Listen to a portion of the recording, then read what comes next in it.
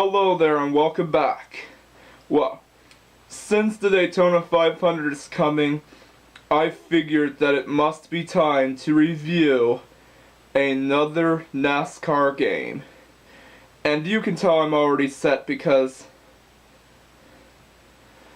I have my collection of NASCAR related stuff over here. Well, it's not all of it. And I probably will be posting a video of my collection of NASCAR related stuff. I have over here the number 22 car, which is driven by Jeff Burton. I don't think he drives the number 22 car anymore. And I have the number 24 car, which is driven by Jeff Gordon. And of course I also have to tell you that it's going to be his last year of racing in NASCAR. And yes, don't you think it's about time for Jeff Gordon to retire, because he has been racing in NASCAR for many years. And also the Jeff Gordon car I have right there is one of the Mega Bloks NASCAR cars. And of course over here I have the number 9 car, which was driven by Casey Kane. I don't think he drives it anymore. And of course over there I have the number 99 car.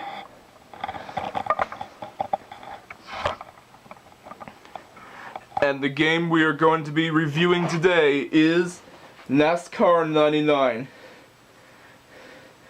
Yes, this game was also available for the PlayStation, but I have the Nintendo 64 version. And that's the one I will be reviewing today.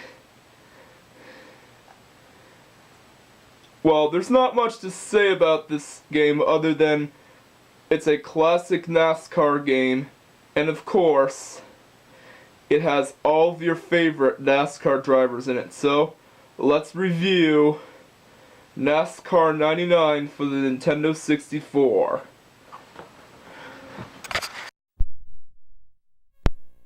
Well, here's the good old EA Sports intro. And of course, the game begins with an intro of cars racing around on an oval track, which is typical for any NASCAR game. Alright, let's press start and let the reviewing begin. There is an on-screen error telling me that there's not enough free space to save game data. That's probably because I have a lot of space used up on my Nintendo 64 controller pack. And I need at least 38 pages free to save game data. Alright, let's just press start and continue without saving, because it's not like we're gonna save anything anyway. There are 3 different game modes in the game, like Quick Race, Single Race, Championship, and there's even some pretty cool features like Driver and Car Info. Let's take a look at that.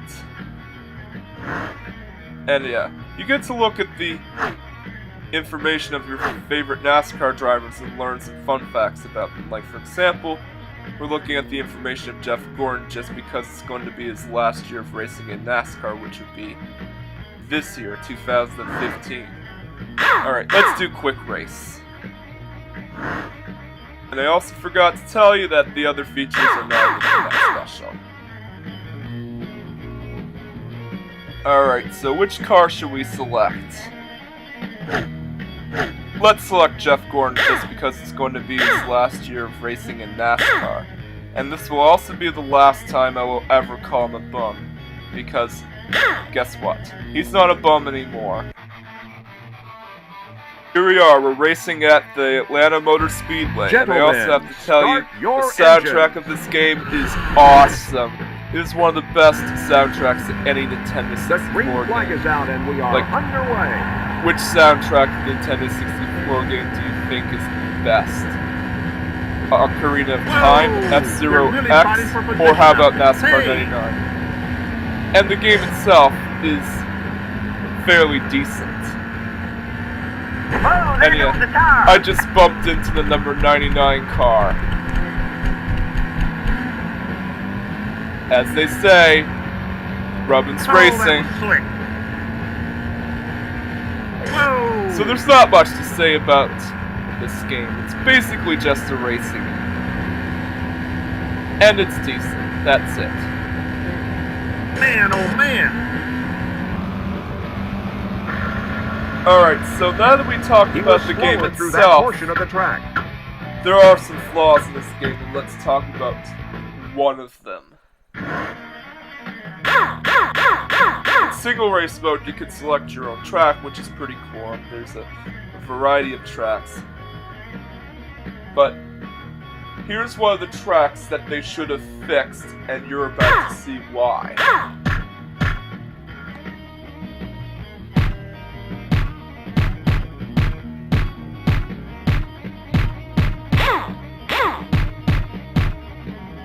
Let's select Talladega, which is the closest racetrack to Daytona, except it's different, but the principles itself remain the same. It's a high-speed super speedway, and like Daytona, it has restrictor plates. They got everything on this racetrack right, except when you go into the two corners, you have to brake, which doesn't make any sense because, having you been to Talladega, you don't see the NASCARs in real life braking into the corners. So that's one of the major fatal flaws with this game, is that they couldn't get one of the NASCAR tracks right. And let's go on to the conclusion. So, in conclusion, NASCAR 99 for the Nintendo 64 is a good NASCAR racing game, but it could have been better. Because the famous Daytona Super Speedway racing track is missing, and I probably assume that is due to a licensing issue, that they probably couldn't get the rights to utilize the Daytona Super Speedway at the time. And of course, not to mention, there's no Create a Car mode, but keep in mind, the Create a Car mode was not introduced in the EA Sports NASCAR series until NASCAR Thunder 2002, I think. Or was it NASCAR 2001?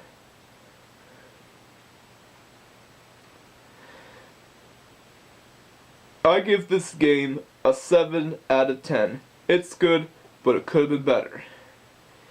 And of course, this concludes my second NASCAR special. And I'll see you later.